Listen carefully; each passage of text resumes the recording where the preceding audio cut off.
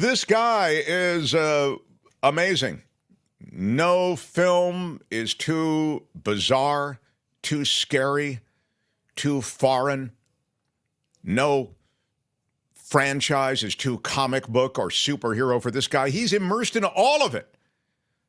The writer and the critic who regularly comes here on Fridays. He is someone who comes and goes on a rainbow.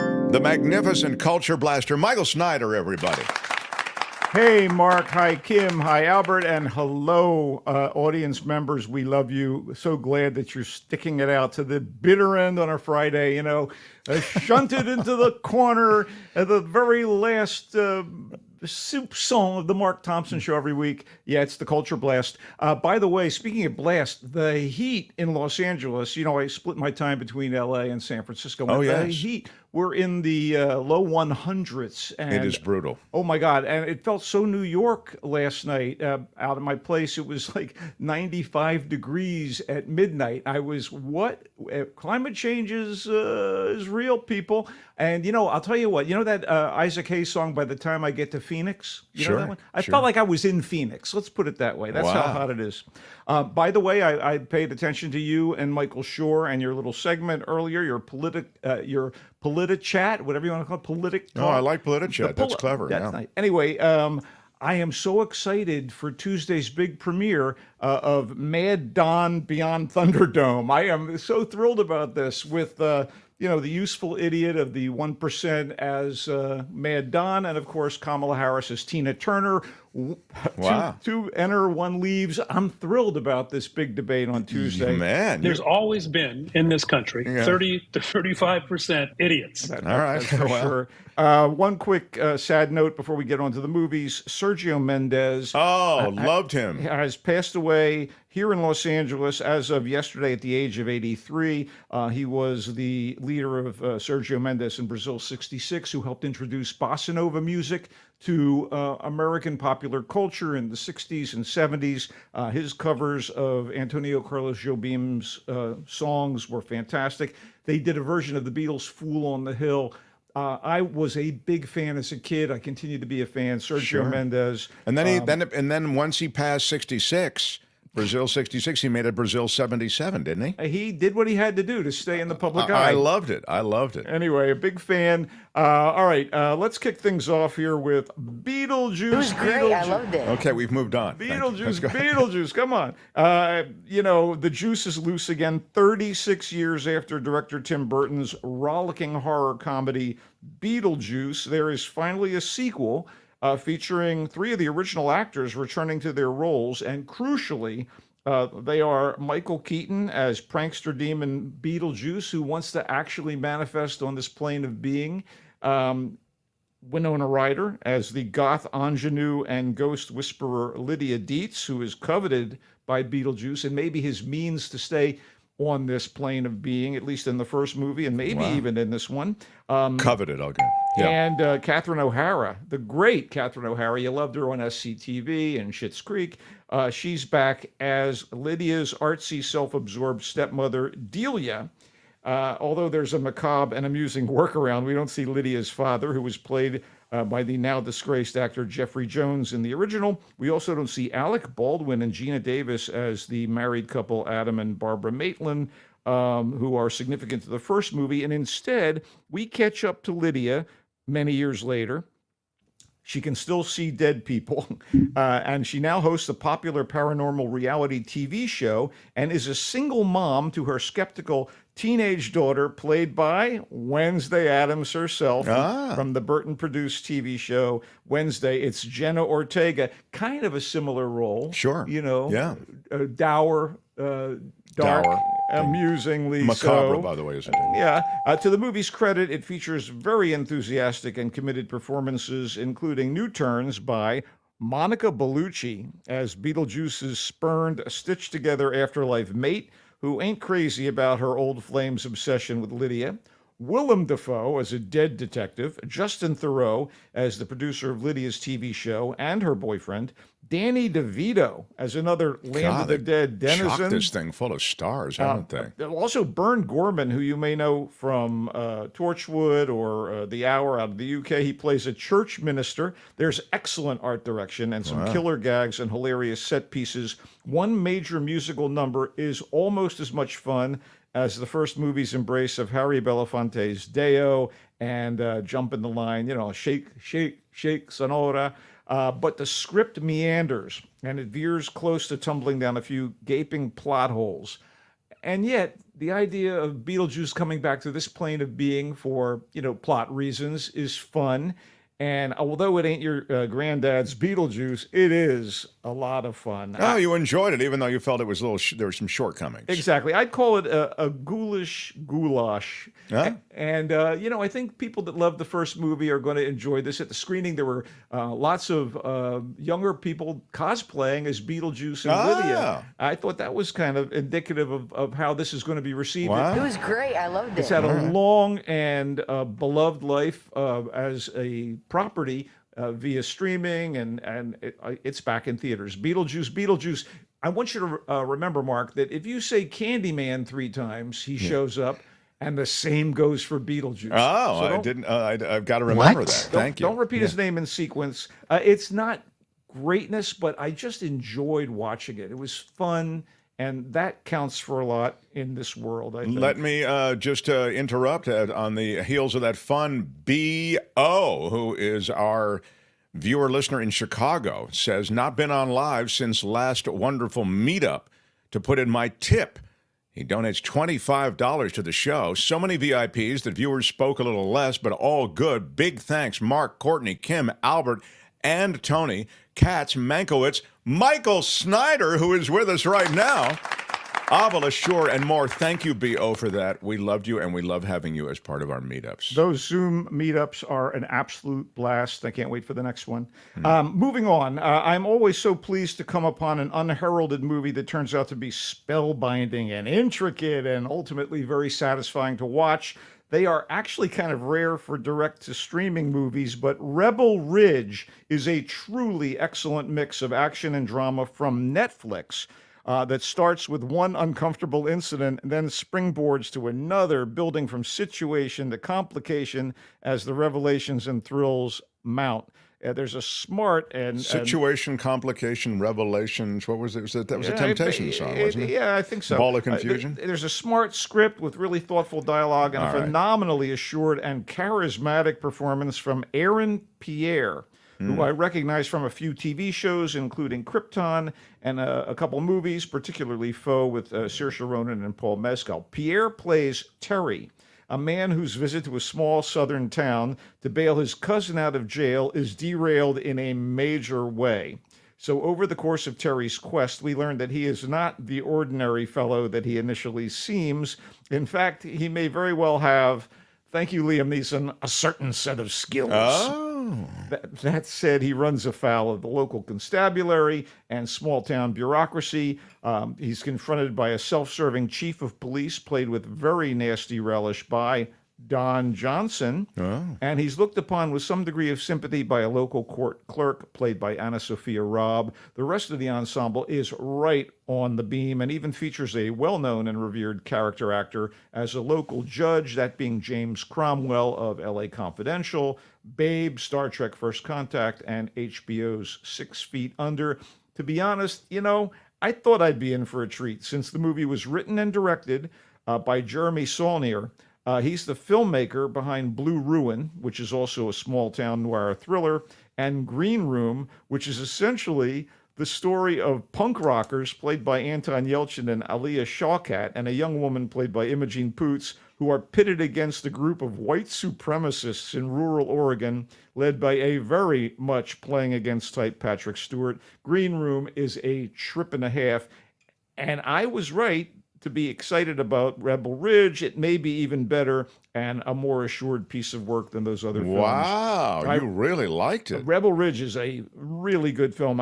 These are not big budget bangers. They're just clever, fine-tuned, and emotionally engaging movies that deserve audiences that would otherwise be wasting their time and money on those higher profile efforts. And you can watch this thing right now on Netflix. Rebel Ridge is my big I enjoyed Beetlejuice, but Rebel Ridge. Wow, you really, plus I never have to get off the couch. Constabulary is a ding word. Let's wrap up the movie segment by talking about a film that's been on Netflix for a couple of weeks. It's kind of a Netflix skewed segment today, I guess. The Deliverance, not to be confused with Deliverance, although in both movies someone squeals like a pig. I have to say, I had high hopes for this. It's directed by Lee Daniels, who co-wrote the script. He's the guy behind Precious, the big Oscar winner. Oh, sure. And The Butler with Forrest Whitaker as the White House. Oh, my God, yes. So this is going to be great, is it? No. By the way, it's hilarious. Despite it being kind of a clunker. It's inspired by a true story. I mean, aren't they all? It's set in Pittsburgh in the early 2010s. And in this movie, Andra Day plays biracial single mom Ebony Jackson. Yeah, I know, that's a pretty obvious name. And she has 3 kids by a man who was deployed in Iraq. She has a drinking problem and a checkered past, and a church-going white mama played by Glenn Close, the Glenn Close. So they've all recently moved into a rundown house in a borderline Pittsburgh neighborhood. Deployed is a ding word, by the way. Yeah. Money is tight, especially since grandma is on chemo. Things get worse when a malevolent force in the house begins to torment them all. And Close is pretty game here. So they don't know what it is. It's just a malevolent force. As soon you find out what it is. I see. Okay. You know, I kept thinking maybe they should have called this thing The Blaxorcist, or, I don't know, Inner City Haunted House. Oh, I see. But Close goes fully bonkers in 1/3 act sequence. The dialogue is beyond outlandish and coarse. The story is a brain explosion as you're watching it, and you're going, is this really happening on screen? And is it really inspired by a true story?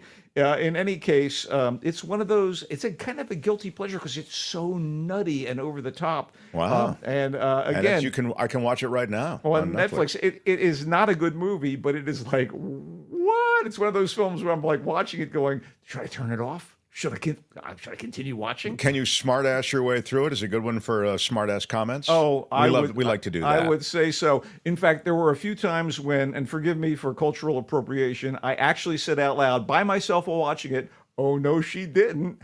Anyway, The Deliverance is on Netflix.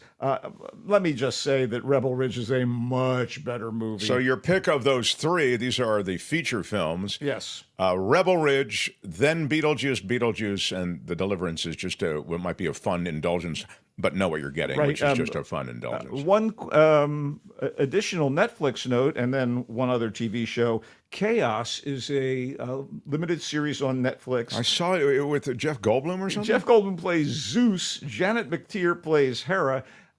It's presuming that Greek gods really exist and are worshipped in this sort of alternate world of ours. And it's set between Olympus and Crete, which is a thriving city with a lot of god worshippers. And again, it's a modern setting.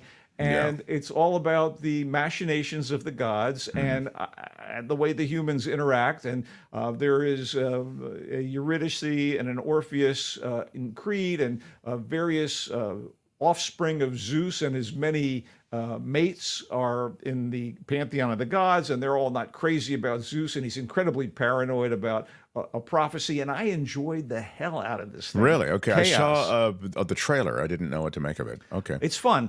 Even better, Series 4 of Slow Horses just dropped its first episode on Apple TV, all about the intrigue at MI5 in London as the outcasts of the spy agency, led by Gary Oldman's hilariously slovenly Jackson Lamb, are in their own little location in London called Slough House, and that's why they're called the Slow Horses, as they kind of do their best to do their jobs, which in this case, again, deals with terrorism in London and the people that may or may not be behind it. Sure. Jack Lowden is back as River. Cartwright, who is sort of the second in command at Slough House. Oldman is hilarious. Kristen Scott Thomas, is always a joy to watch. She plays the boss over at MI5, and Jonathan Pryce as a retired spy.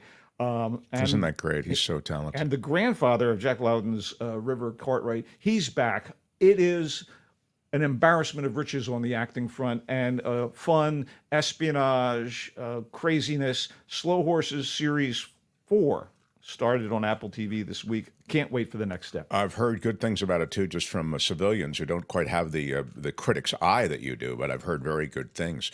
Based on the books by Mick Herron, and let me say, my pal Hugh Brown says the books are absolutely great, and he loves the show too. He thinks these are terrific adaptations. Slow Horses, season 4, he loves it. KAOS, he really enjoyed that too. That's the Zeus and the other Greek gods handling the Greek worship as it comes in, and with their own human, it sounds like, insecurities. Yes, a satirical comedy. The Deliverance is the fun inner city urban experience that involves some force in the house that they have to figure out.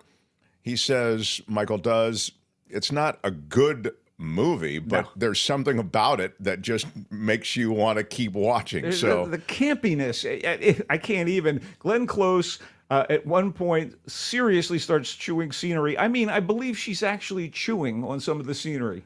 Rebel Ridge is his pick. He says it is a winner. You can see it on Netflix. It's not a big studio movie. It's a small movie, but it's really good.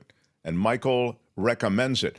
Beetlejuice is just the opposite. It's a big movie. A lot of big stars are back. And it seems as though Michael liked it, not as much as Rebel Ridge, but he did like it. Does Lauren Boebert show up if you say Beetlejuice is what Agolf is asking. I really don't know, but in that case, a little too much juice and maybe not enough beetle. I've adored Michael since 1989, says D. Jones. Isn't that great, Michael? You have oh my God, when I was a 7-year-old. You How have is this your even fans. possible? Wow. No, it's great to hear that. Hey, if I say Trump backwards 3 times, does he go away? Says Luis. Very good. One can only dream. Yeah. Green Room and Blue Ruin were very good. Indeed, yes. Somebody else said that. Thank you for the support of Saulnier's work, or Saulnier, or whatever. I'm not even sure how to pronounce his name, but he is a filmmaker to be reckoned with. Cousin Erie says the ding word thing is just irritating. Michael agrees. Okay, well, maybe we'll have to get rid of it. I'm sorry. The other thing I'm excited about, by the way, going back to San Francisco, talk about temperature envy. I'm going to be up there for a number of weeks while you're in D.C. It'll be me and Kim next Friday, albeit remote. But I'm really thrilled that the NFL is back. Monday night, the Jets versus the 49ers. Yeah. That Ricky Pearsall thing was nuts. I know one of our big slogans as 49er fans is bang, bang, Niner gang. We didn't mean it that way. No, sir. I see. With that, you went through all of that just to get that line in? Not at all. Because the guy almost died in a shooting of Union Square. How dare you? How dare you make fun of him? Don't color me with an ugly brush like that. I am a 49er fan for life, buddy. Seriously, what the You are. You are, truly.